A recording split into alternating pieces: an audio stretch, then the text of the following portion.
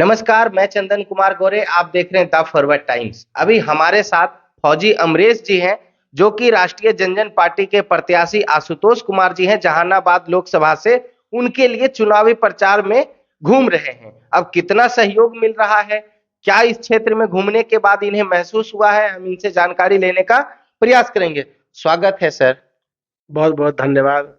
और तमाम आपके चैनल पे जो भी लोग दर्शक हैं, सभी दर्शक लोग को भी प्रणाम मेरे तरफ से। और टाइम्स ऑफ फॉरवर्ड को भी मेरे तरफ से बहुत बहुत धन्यवाद कि आज बड़ा कीमती समय आपने निकाल के हमारे लिए आया है।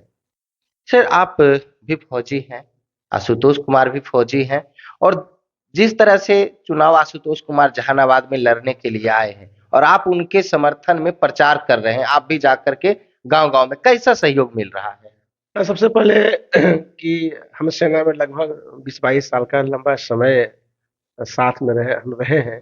अभी मैं सेवानिवृत्त हुआ हूँ और मेरे साथ आशुतोष कुमार जी 2002 से 2002 साथ में भर्ती हुए, दोनों साथ में, चूंकि मेरा सीनियर थे आशुतोष कुमार जी।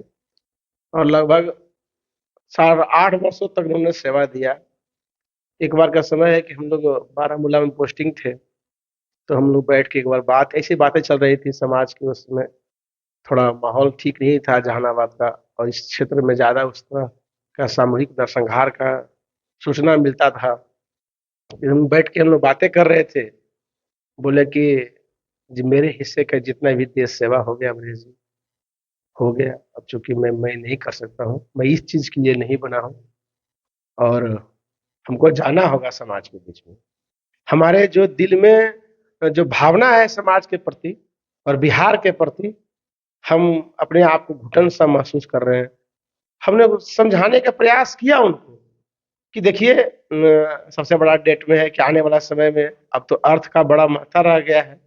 और हम लोग का 3250 का बेसिक स्केल था, मिला जुला के 5,000, 6,000, 5,000, 5,500 रुपये का तनख्वाह हम लोग को मिलता था। तो हम लोग किसी तरह, जो भी फौजी व्यक्ति है उस समय 2001 के आसपास का उनका यही तनख्वाह था। 6 पे कमीशन आने के बाद थोड़ा बढ़ा था। तो किसी तरह हम लोग अपना जीवन यापन, चूंकि हम जितना भी सेना के लोग हैं वो ज्यादातर गरीब मजदूर किसान, कोई मंत्री नेता विधायक डीएम एसडीएम इस तरह का बड़ा अधिकारी के बेटा होता नहीं, ज्यादातर गांव के रहने वाले ही लोग होता है सेना में। तो इसी सवाल पे मैं लेके चलता हूँ आपको। पर उन्होंने बोला कि भाई मेरे बस का नहीं है, अब मेरा जो मेरे हिस्से का था वो मैंने सेवा कर चुका हूँ। अब मुझे समाज के प्रति मेरा बड़ा है लगाव है कि जाके कुछ करे, कुछ नया बदलाव। तो इस तरह का मानसिकता उनको शुरू से ही था। क्योंकि हम बचपन का मित्र भी रहे, साथ में सेना में रहे, और उसमें सोशल मीडिया का जमाना नहीं था, तो हम लोग आपस में बैठ के बात करते थे। बोले क्या ऐसा करें कि हम लोग के सहयोग तक, दिलों तक पहुंच सके।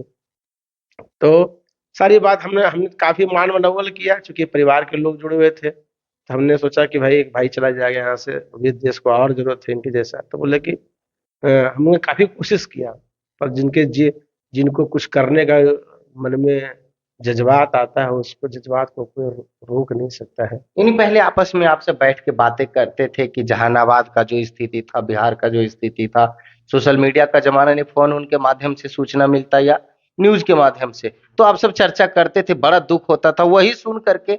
जो उनके अंदर का पीड़ा था वो दिखा सहा नहीं गया, और आशुतोष कुमार जी बिहार लौट गए। जी, सच बात है कि बिहार बिहार के तो हम लोग थे ही, और अ, पीड़ा था भी मन में काफी। और चूंकि जहाँ उनका गृह जिला था, और मेरा इस क्षेत्र का ममत्व क्षेत्र है, यहाँ मेरा मातृशक्ति क्षेत्र है मेरा। यहाँ पूरा मेरे रिश्तेदार दर्जनों गांव कर दूंगा, सलेमपुर, लारी, कोर्रा, या इधर जितना भी गांव आता है, सागरपुर, आपका गलमापुर, ये सब सारे घर में परिवार है, ममत्व जुड़ा हुआ है, ममता जुड़ा हुआ है इस क्षेत्र से हमको। और उस समय खबर ऐसा था कि आज भी मेरा रोआ खड़ा हो जा रहा है, भावुक हो जा रहा हूँ बोलते बोलते, कि जहानाबाद सामूहिक नरसंहार का क्षेत्र रहा है। उस दिन को याद करके धीरे धीरे समय परिस्थितियां बदलती है तो लोग भूल जाता है।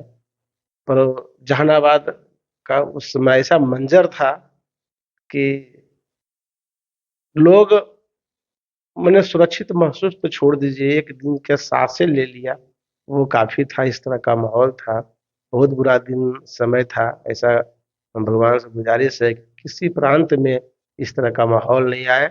सच बात तो यह है कि जो जुल्म हुआ है, जिस तरह से टारगेट किया है सियासत के लोगों ने, जिस तरह से टारगेट किया है विकृत मानसिकता के लोगों ने इस समाज के ऊपर, जैसी काली नजर काली छाया डाला है कि हमारे धरोहर अगर कुछ नहीं होते, हमारे क्रांतिकारी भाई साथी कुछ नहीं होते, या अपने आप में आत्मबल में समाज मजबूत नहीं होती, तो एक मूवी आया था, आप लोग देखे हो चुके मूवी, तो मैं देखता हूँ, एक मूवी आया था अभी कश्मीर फाइल्स के ऊपर।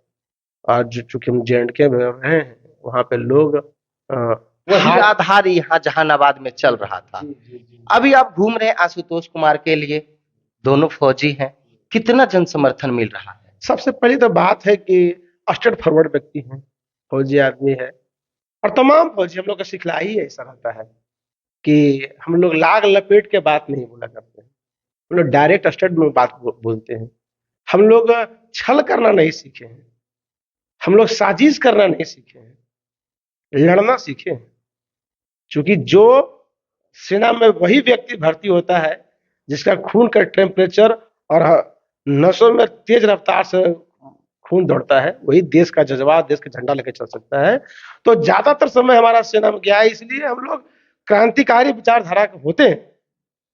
हम क्रांतिकारी का आगे रास्ता है, पीछे पीछे आने का कोई जगह नहीं, क्योंकि पीछे खाई है। आप सफर करते आए हैं, चाहे भगत सिंह के हम लोग मानने वाले लोग हैं, महाराणा के मानने वाले लोग हैं, हम लोग इस विचारधारा से हैं कि आपसे लड़ाई रहेगी तो बिल्कुल सामने रहेगी, आर पार के रहेगी, पर पीछे नहीं हट सकते, सियासत नहीं कर सकते। और ये बात इन भाई में है।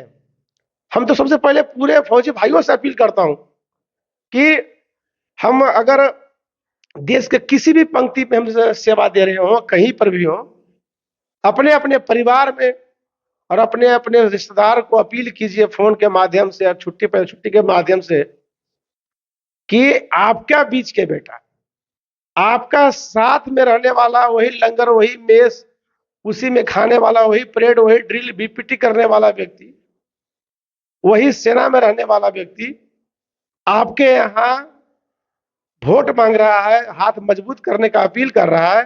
तो तमाम फौजियों और फौजियों के परिवार से मैं अपील करता हूं, वो किसी वर्ग किसी समुदाय का लोग हो, हम लोग के एक ही जात है, एक ही धर्म है, सिर्फ देश, और हम लोग का कोई कास्टिज्म नहीं है। तो तमाम फौजियों से मैं अपील करता हूं कि अपने अपने माँ पिताजी को, अपने अपने परिवार को, अपने अपने डिपेंडेंट्स को ये बोलिए कि एक फौजी को दूसरे फौजी को मदद करें, हाथ को मजबूत करें। मेरा निवेदन रहेगा तमाम फौजी भाइयों से, चूंकि मैं खुद सेना में हूं और प्रत्याशी भी आपका सैनिक है, तमाम सेना में तमाम गरीब मजदूर वंचित सोशल जितना भी लोग हैं, अगड़ा पिछड़ा कोई भी हो, हम लोग सेना के लोग हैं, एक ही हम लोग एक ही जात और एक ही धर्म है, सिर्फ देश, और देश के बेटा आपके पास है। तमाम लोगों से मेरा अपील रहेगा, निवेदन रहेगा कि आशुतोष जी को वोट करें।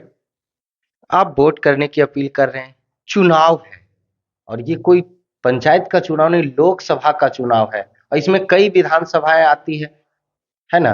तो कई करोड़ खर्चा होता है, कई ऐसे नेता हैं जिनके पास करोड़ों करोड़ का धन है, और वो लुटाएंगे चुनाव में, और आशुतोष कुमार एक राइफलमैन सिपाही हैं, तो इतना धन आएगा कहां से जो चुनाव में उतना खर्चा कर पाएंगे?